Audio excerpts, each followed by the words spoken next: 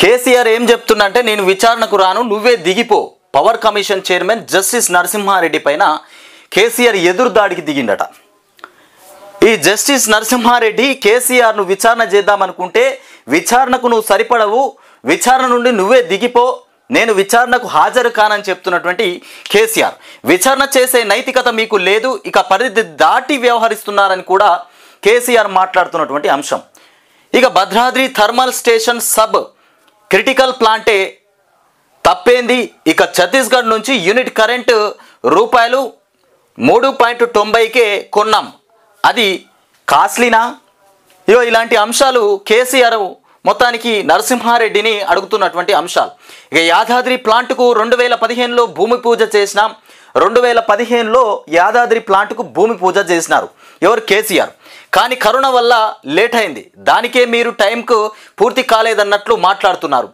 2015లో భూమి పూజ చేసినారు యాదాద్రి థర్మల్ ప్లాంట్కు సంబంధించి, కానీ అదే సమయంలో కరోనా వ్యాపించేసరికల్లా అది పెండింగ్ పడిపోయినటువంటి అంశం. ఇక పూర్తి కాలేదన్నట్లు మాట్లాడుతున్నారు. గత ప్రభుత్వాన్ని బద్నాం చేసేలా మీ తీరు ఉంది అని, మీ ఎంక్వైరీ చట్టవిరుద్ధం, స్వచ్ఛందంగా బాధ్యతల నుంచి తప్పుకోవాలని కూడా డిమాండ్ చేస్తున్నటువంటి ఈ కేసీఆర్. గత బీఆర్ఎస్ హయాంలో జరిగిన విద్యుత్ కొనుగోళ్ల అక్రమాలపైన విచారణ జరుపుతున్నటువంటి జస్టిస్ నరసింహారెడ్డి జ్యుడిషియల్ కమిషన్ పైన మాజీ సీఎం బీఆర్ఎస్ చీఫ్ కేసీఆర్ ఎదురుదాడికి దిగారు.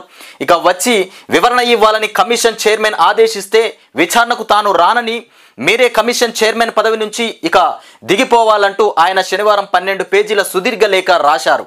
తాను కరెంటు కొనుడు ఇక తప్పు కాదని, దానిపై ఎంక్వైరీ చేయడమే తప్పు అన్నట్లుగా అందులో ప్రస్తావించినటువంటి అంశం. కేసీఆర్ కరెంటు కొనడం పెద్ద తప్పు కాదు, దాన్ని పైన విచారణ చేయడమే పెద్ద తప్పు అన్నట్టుగా మొత్తానికి 12 పేజీల సుదీర్ఘ లేఖ రాసినారట. ఏది?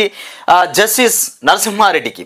ఇకపోతే దానిపైన ఎంక్వైరీ చేయడమే తప్పు అన్నట్లుగా అందులో ప్రస్తావించారు. తమ ప్రభుత్వ హయాంలో జరిగినటువంటి విద్యుత్ కొనుగోళ్లు, ఇక పవర్ ప్రాజెక్టుల నిర్మాణంలో అవకతవకలేవి జరగలేదని కూడా ఈ అంశంపైన ఎంక్వైరీ చేయడం చట్ట విరుద్ధమని ఇక కేసీఆర్ పేర్కొన్నటువంటి అంశం. ఇకపోతే ఎంక్వైరీ పూర్తవక ముందే తప్పు జరిగినట్టుగా ఈ enquiry commission chairman justice Narasimha Reddy మాట్లాడుతున్నారని, పరిధి దాటి వ్యవహరిస్తున్నారని కూడా ఆయన ఆరోపించినటువంటి అంశాలు. ఇలాంటి పరిస్థితుల్లో ఎంక్వైరీ కమిషన్ ముందు హాజరై తన వాదన వినిపించిన ఇక ప్రయోజనం ఉండదని కూడా తెలిపినటువంటి అంశం.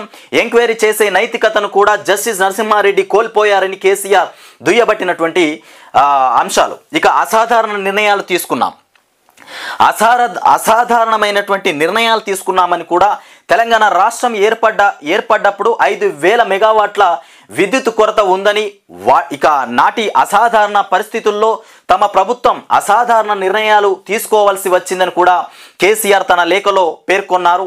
ఇక విద్యుత్ కొనుగోళ్లకు, విద్యుత్ ప్లాంట్ నిర్మాణాలకు అన్ని అనుమతులు తీసుకున్నామని కూడా చెప్పినటువంటి అంశం. చట్ట పరిధిలోనే అన్ని వ్యవహారాలు చేసి సక్సెస్ అయ్యామన్నారు. నాటి తమ ప్రభుత్వాన్ని బద్నాం చేయడానికి సీఎం రేవంత్ రెడ్డి ఈ కుట్రపన్ని ఎంక్వైరీ కమిషన్ చేశారని కూడా ఆయన ఆరోపించారు.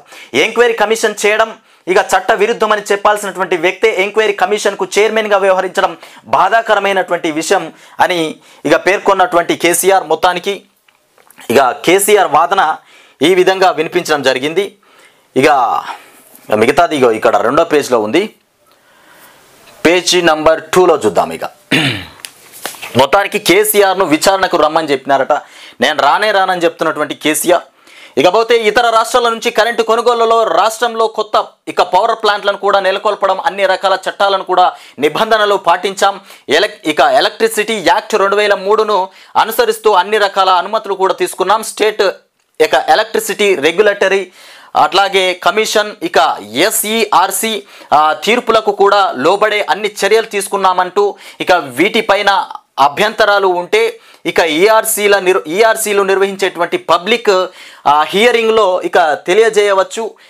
అభ్యంతరాలకు వ్యతిరేకంగా ERC తీర్పు ఇస్తే ఎలక్ట్రిసిటీ అప్పీలేట్ ట్రిబ్యునల్ ఆప్టేల్ ట్రిబ్యునల్ ఆప్టైల్కు కూడా అప్పీల్ చేసుకోవచ్చు. ఛత్తీస్గఢ్ నుంచి రాష్ట్ర విద్యుత్ సంస్థలు కరెంటు కొనుగోలు చేయడంపై నాడు టీడీపీ ఎమ్మెల్యేగా ఉన్న రేవంత్ రెడ్డి ఇక తెలంగాణ ఈఆర్సీకి తన అభ్యంతరాలు తెలియజేశారు. ఆ అభ్యంతరాలను పరిశీలించి పరిగణలోకి తీసుకున్న తర్వాతనే తెలంగాణ విద్యుత్ సంస్థలు చేసినటువంటి ప్రతిపాదనలకు కూడా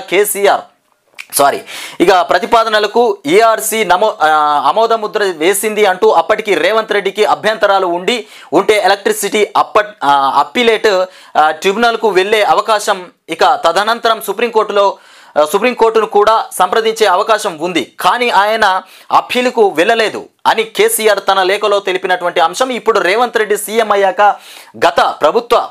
గత ప్రభుత్వానికి ఇక దురుద్దేశాలను ఆపాదిస్తూ ఇక శాసనసభలో శ్వేతపత్రాలను విడుదల చేశారు. ఇక అంతటితో ఆగకుండా ఎలక్ట్రిసిటీ రెగ్యులేటరీ సంస్థలు కూడా వెలువరించినటువంటి తీర్పుపైన ఎంక్వైరీలు చేయకూడదన్నటువంటి ఎంక్వైరీ కమిషన్లు కూడా వేయకూడదన్నటువంటి కనీస ఇంగిత జ్ఞానాన్ని కూడా మర్చిపోయే ఎంక్వైరీ కమిషన్ వేశారు. ఆ కమిషన్కు మిమ్మల్ని జస్టిస్ నరసింహారెడ్డి చైర్మన్గా ఇక నియమించారు. హైకోర్టు మాజీ ప్రధాని న్యాయమూర్తిగా వ్యవహరించినటువంటి మీరు ఇక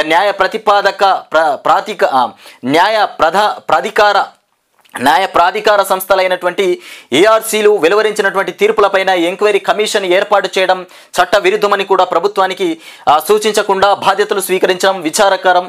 ఇక మీరు చట్టవిరుద్ధంగా విచారణ ప్రారంభించి అనేక విషయాలను కూడా సమగ్రంగా పరిశీలించకుండానే పరిగణలోనికి తీసుకోకుండానే జూన్ 11 నాడు ఇక విలేకరుల సమావేశం పెట్టి ఇక పలు అంశాలపైన అసంబద్ధమైనటువంటి వ్యాఖ్యలు చేశారు. అట్టి విషయాలను కూడా నేను ఆక్షేపిస్తూ ఇక నా అభ్యంతరాలను కూడా మీకు తెలియజేస్తున్నా అంటూ జస్టిస్ నరసింహారెడ్డికి లేఖలో కేసీఆర్ పేర్కొన్నటువంటి అంశాలు ఇవన్నీ. జస్టిస్ నరసింహారెడ్డికి లేఖ రాసినటువంటి కేసీఆర్ లేఖలో ఇవన్నీ అంశాలు మాట్లాడింది. ఇప్పుడు మనం చదివినవన్నీ మాట్లాడినటువంటి అంశాలు. ఇకపోతే అందుకే బిహెచ్ఈఎల్కు అప్పగించినామని కూడా చెప్తున్నటువంటి కేసీఆర్ ఇక 2 ఏళ్లలో పవర్ ప్లాంట్ నిర్మాణాన్ని పూర్తి చేస్తామని రాతపూర్వకంగా ఒప్పుకున్నందునే ఇక బిహెచ్ఈఎల్కు భద్రాద్రి థర్మల్ పవర్ ప్లాంట్ ఇక పనులను కూడా అప్పగించామని కేసీఆర్ తెలిపారు. ఇక బిహెచ్ఈఎల్కు ఉన్నటువంటి పేరు ప్రఖ్యాతలు కూడా దృశ్య తెలంగాణలో కొత్త థర్మల్ విద్యుత్ కేంద్రాల నిర్మాణానికి కూడా దాన్ని సంప్రదించడం జరిగింది. ఇక మా వద్ద సబ్ క్రిటికల్ విద్యుత్ కేంద్రాల నిర్మాణానికి సంబంధించిన సామాగ్రి సిద్ధంగా ఉంది. మీకు అత్యవసరం ఉంది కనుక దాంతో 2 ఏళ్లలోనే మీకు మణుగూరులో 1.080 మెగావాట్ల భద్రాద్రి థర్మల్ పవర్ ప్లాంట్ నిర్మించి ఇక ఇవ్వగలం. కొత్తగూడెంలో ప్రతిపాదించినటువంటి 800 మెగావాట్ల 7వ దశను కూడా మాత్రం సూపర్ క్రిటికల్ టెక్నాలజీ ప్లాంట్ను కూడా 4 ఏళ్లలో ఇవ్వగలం అని జవాబిచ్చారు. ఇక దీంతో అప్పుడు మొత్తానికి తెలంగాణలో ఉన్నటువంటి తీవ్ర విద్యుత్ సంక్షోభాన్ని దృష్టిలో ఉంచుకొని సత్వరమే కరెంటును అందుబాటులోకి తెచ్చుకోవడం కోసం ఇక మణుగూరులో సబ్ క్రిటికల్ పద్ధతిలో థర్మల్ ప్లాంట్ నిర్మాణానికి నాడు ఇక మా ప్రభుత్వం ఓకే చేసింది. ఇక సాధారణ పరిస్థితుల్లో కొన్ని అసాధారణ నిర్ణయాలు తీసుకోవాల్సి వచ్చింది. ఇక కరెంటు విషయంలో ఆనాడు తెలంగాణ అలాంటి అసాధారణ సంక్షోభాలనే ఇక ఉంది, అసాధారణ సంక్షోభంలోనే ఉంది అని చెప్పినటువంటి అంశం. ఇక 2014 నాటికి సబ్ క్రిటికల్ పై ఎలాంటి ఇక నిషేధంగా ఇక నియంత్రణ కానీ ఇక లేదని కూడా తెలిపారు. ఇక 2017 వరకు అమల్లో ఉండేటువంటి 12వ వార్షిక పంచవర్ష ప్రణాళిక కూడా సబ్ క్రిటికల్ థర్మల్ ప్లాంట్ నిర్మించుకోవచ్చని కూడా పేర్కొంది. ఇక అయితే మీరు జూన్ 11న నిర్వహించినటువంటి విలేకరుల సమావేశంలో ఈ విషయాలను కూడా పరిగణలోనికి తీసుకోకుండా Bhadradri sub critical thermal station పైన విపరీత వ్యాఖ్యలు చేశారు. భద్రాద్రి సబ్ క్రిటికల్ థర్మల్ ఇక విద్యుత్ కేంద్రాన్ని ప్రారంభించినటువంటి నాటికి మన రాష్ట్రంలో పాటు ఇక యావత్తు దేశ విద్యుత్తు రంగమే 90% సబ్ క్రిటికల్ థర్మల్ స్టేషన్ల విద్యుత్తు ఇక ఉత్పత్తిపైనే ఆధారపడి ఉందన్న సంగతిని కూడా మీరు పూర్తిగా విస్మరించారు అంటూ ఒకవైపు దేశంలో 90% సబ్ క్రిటికల్ ప్లాంట్లే ఉండగా తెలంగాణ ప్రభుత్వం ఒక్కటే సబ్ క్రిటికల్ ప్లాంట్ పెట్టినట్టు కూడా చేయారని కూడా ఇక తప్పు ఏదో చేసినట్టు కూడా మీరు మాట్లాడిన తీరు మీ దురుద్దేశాన్ని బయటపెట్టింది. 2017 వరకు కూడా అమల్లో ఉండేటువంటి 12వ పంచవర్ష ప్రణాళికలో కూడా సబ్ క్రిటికల్ విద్యుత్ కేంద్రాలపై ఎలాంటి ఆంక్షలు లేవన్నటువంటి వాస్తవాన్ని కూడా మీరు విస్మరించారు. కేంద్ర రాష్ట్ర ప్రభుత్వాలకు కూడా అందించినటువంటి అవసరమైనటువంటి అన్ని చట్టబద్ధ సంస్థల నుంచి అనుమతులు ఆమోదాలు పొందిన తర్వాతే Bhadradri sub critical thermal station పనులు ప్రారంభించి విజయవంతంగా పూర్తి చేసి ప్రజలకు అంకితం చేసినటువంటి సంగతిని మీరు విస్మరించడమే కాకుండా అప్పటి రాష్ట్ర ప్రభుత్వం మొత్తానికి ఏదో తప్పు చేసిందనేటువంటి విధంగా వ్యాఖ్యలు చేసి దురుద్దేశాలను ఆపాదించారు. అందువల్ల మీరు ఈ అంశాన్ని విచారించే విచారణ అర్హతను కూడా కోల్పోయారు. కాబట్టి మీరు మీ బాధ్యత నుంచి విరమించుకోవాలి అని నేను విజ్ఞప్తి చేస్తున్నాను అని జస్టిస్ నరసింహారెడ్డికి కేసీఆర్ లేఖ రాసినటువంటి అంశాలు. ఇంకొకటి ఇష్టం వచ్చినట్లు మాట్లాడడమేంది రాజకీయ కక్షతో నన్ను అప్పటి మా ప్రభుత్వాన్ని అప్రతిష్ట పాలు చేయడానికి కాంగ్రెస్ ప్రభుత్వం విచారణ కమిషన్ను ఏర్పాటు చేసింది. కరెంటు కోసము అంగలార్చిన తెలంగాణలో అప్పటి మా ప్రభుత్వం గణనీయ మార్పు చేసింది. అన్ని రంగాలకు కూడా 24 గంటల నాణ్యమైనటువంటి కరెంటు కూడా ఇచ్చినటువంటి ఘనత అప్పటి ప్రభుత్వాన్ని. దీన్ని తక్కువ చేసి చూపించడానికి ప్రస్తుత ప్రభుత్వం ప్రయత్నించడమే అత్యంత దురదృష్టకరం అనుకుంటే కమిషన్ చైర్మన్గా వచ్చినటువంటి మీరు పత్రికా విలేకరుల సమావేశంలో ఇష్టం వచ్చినట్టు కూడా మాట్లాడడం నాకెంతో బాధాకరం కలిగించింది అని జస్టిస్ నరసింహారెడ్డి పైన కేసీఆర్ మండిపడ్డారు. నిజానికి మీ జస్టిస్ నరసింహారెడ్డి పిలుపు మేరకు లోక్సభ ఎన్నికల తర్వాత 2024 జూన్ 15లోగా నా అభిప్రాయాలను కూడా మీకు సమర్పించాలని కూడా అనుకున్నాను. కానీ ఒక ఎంక్వైరీ కమిషన్ సంప్రదాయాలకు విరుద్ధంగా విచారణ మొత్తానికి పూర్తి కాకముందే మీరు విలేకరుల సమావేశం నిర్వహించడం, తెలంగాణ రాష్ట్రాన్ని తెచ్చి 10 ఏళ్లు పరిపాలించిన పేరును కూడా ప్రస్తావించడం, లోక్సభ ఎన్నికల నేపథ్యంలో నేను వ్యవధి అడిగితే దాన్ని కూడా ఏదో దయతలిచి ఇచ్చినట్లు కూడా మాట్లాడడం నాకెంతో బాధ కలిగించిందని చెప్తున్నటువంటి కేసీఆర్ అని వ్యాఖ్యానించారు. ఎంక్వైరీ బాధ్యతలు స్వీకరించినటువంటి తర్వాత మీరు చేసిన ఏ వ్యాఖ్యను కూడా గమనించినా మీరు గత ప్రభుత్వానికి వ్యతిరేకంగా రిపోర్టు ఇవ్వాలన్న అభిప్రాయంతోనే మాట్లాడుతున్నట్టు కూడా స్పష్టమవుతున్నది. ఇప్పటికే తప్పు జరిగినట్టు కూడా ఆ తప్పు వల్ల జరిగిన ఆర్థిక నష్టాన్ని కూడా లెక్కించడం మాత్రమే మిగిలి ఉందన్నట్లు మీ మాటలు స్పష్టం చేస్తున్నాయి అని కూడా చెప్తున్నటువంటి కేసీఆర్ మీ తీరు మొత్తానికి జస్టిస్ నరసింహారెడ్డికి లేఖ రాసినటువంటి కేసీఆర్ పైన జస్టిస్ నరసింహారెడ్డి మాట్లాడినటువంటి మాటలు మొత్తం కేసీఆర్ను నిలదీసి తప్పుబట్టి ఏదో తప్పు చేసినట్టుగా మాట్లాడుతున్నట్టుగా ఉందని కూడా లేఖలో ప్రస్తావించినటువంటి కేసీఆర్ మీ విచారణలో నిష్పాక్షికత ఎంత మాత్రం కనిపించడం లేదు. అందువల్ల ఇప్పుడు నేను మీ ముందు హాజరై ఏం చెప్పినా ప్రయోజనం ఉండదని కూడా స్పష్టమవుతున్నది. పైన పేర్కొన్న అన్ని అంశాలను కూడా పరిగణలోనికి తీసుకొని మీరు ఎంక్వైరీ కమిషన్ బాధ్యతల నుంచి స్వచ్ఛందంగా వైదొలగాల్సిందిగా నేను వినయపూర్వకంగా విజ్ఞప్తి చేస్తున్నాను అని జస్టిస్ నరసింహారెడ్డికి మొత్తానికి కేసీఆర్ లేఖ రాయడం జరిగింది.